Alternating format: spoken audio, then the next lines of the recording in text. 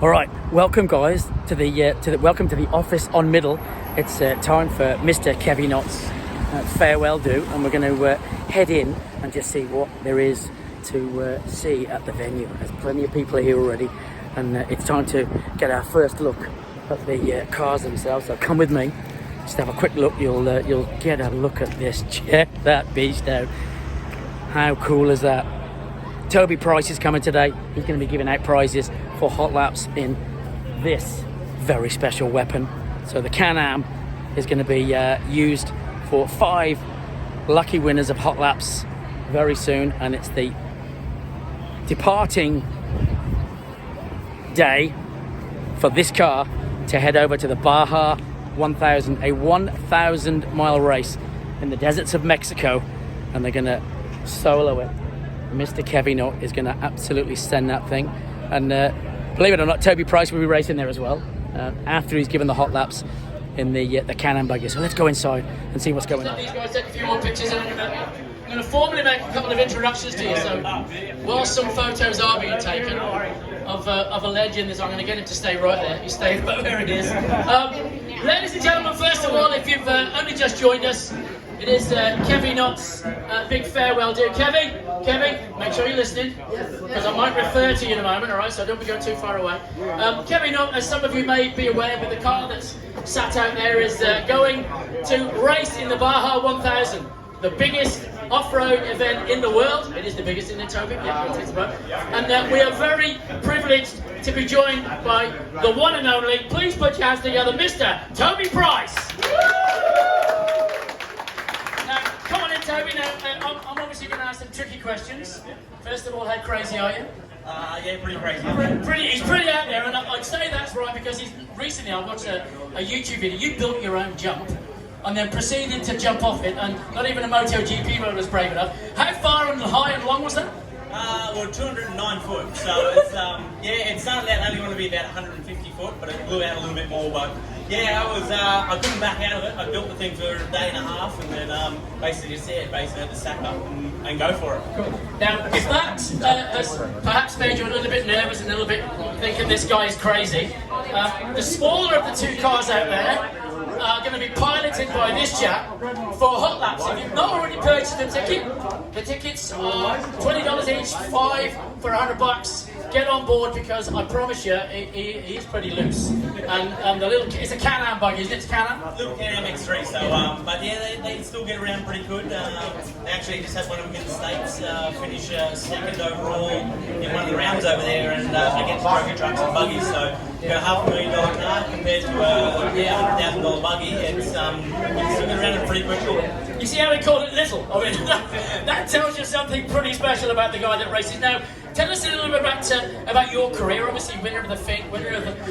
Well, you go through the race wins and the big ones, because I've seen your YouTube video. You've got your bikes up on the wall, the buggies there, and you're pretty special in off-road racing. So, give us a rundown of the events that you've won, and so everybody here can have a listen to that.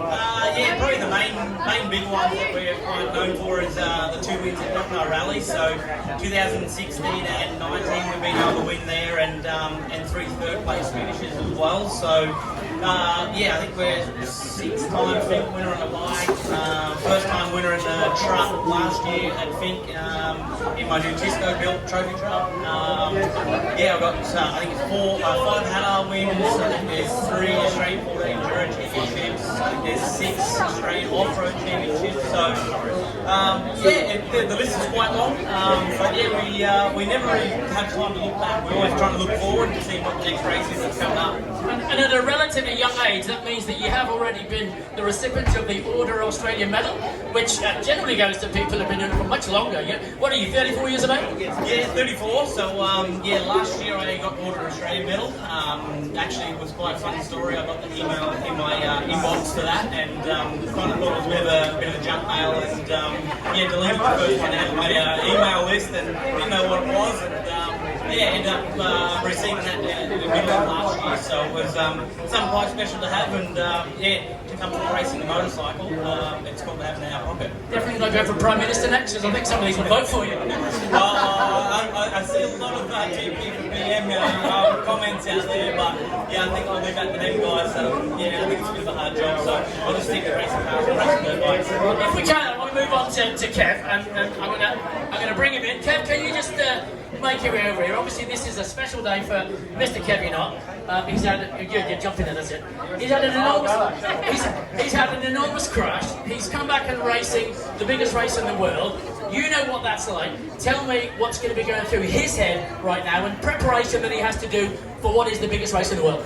I think the most nerve-wracking time is now is just making sure everything is all in place and what you need to get there to the start line. And I think, yeah, once you put that helmet on, you're sitting at that start line. It's definitely the nerves kicking in, but once you take off that first time and start there, clocking down those kilometres, it's a ride of a lifetime. So to organise all that, come from here in Australia to go to Mexico, it's a bit of a logistic nightmare for him, and it's cool to see an Australian go over and take their own equipment and their own car and go and race the event. So I've been able to race in the Baja 1000 a few times now, and best place finish is a second in that as well. And there's no race like it. It's the hardest off-road race for trucks and buggies and cars and bikes, and it's one of them ones that's start to finish, it's brutal. Now, I asked you a month ago, how are the nerves?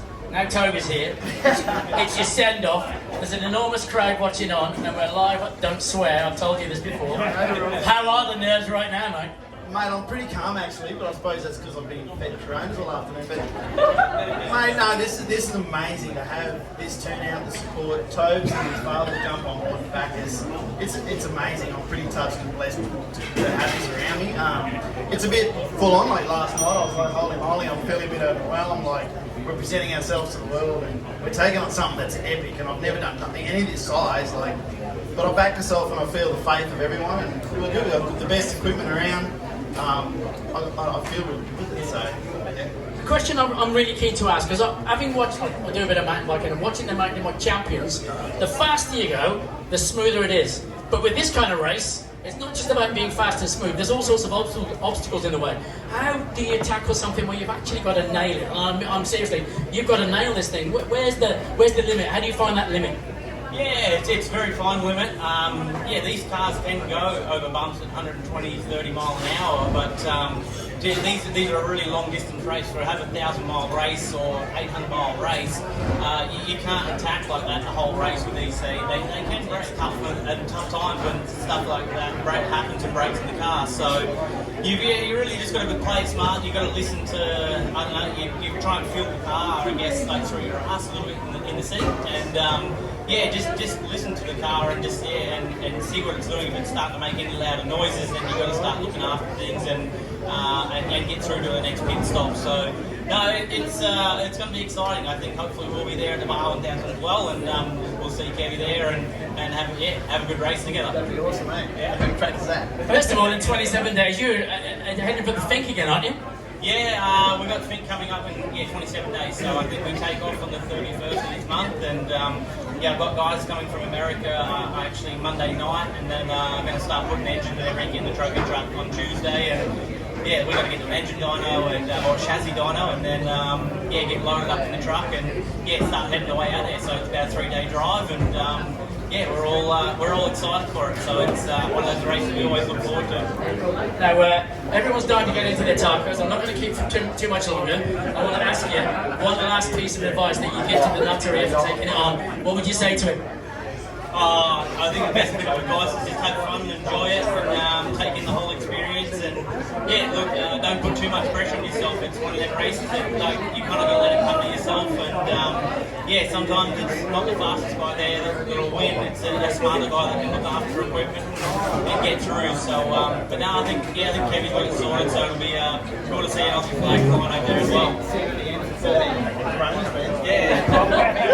Keep for the crows at the end for sure. So for the Baja Fox is what they call them. So you'll be ready for that, that's for sure. Only 2 of them. All right, guys, we're going to wrap up the interview stage right now. So please, if you want a raffle ticket, don't forget he's going to be driving the Can-Am buggy hot laps. I'm sure you get 2 or 3, and then you'll need a change of underwear. I promise you that's obligatory when he drives a vehicle. Please wish Kevy Nott the best of luck. Thanks for taking the time.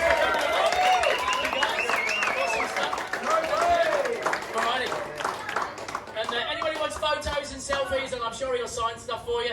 Toby's available for doing the star thing. I thought you were talking about Kev. Kevin's already signed everything. He's already signed everything. All good. Thanks, guys.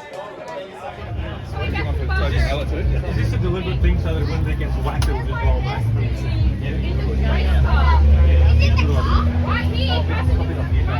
Turn the thing on. Check it doesn't stay on. I got it fitted. Oh, Jackson! But they don't know how to make it stay on. Come on, bestie! Yeah, inside, mate. One of the guys, leave it there for a little bit longer. And press that one. He's going to fire it up. Just so you know, they would have been a bit frightened at the back there. I think. Yeah, have to let them know quick. They're right, they're in the fire.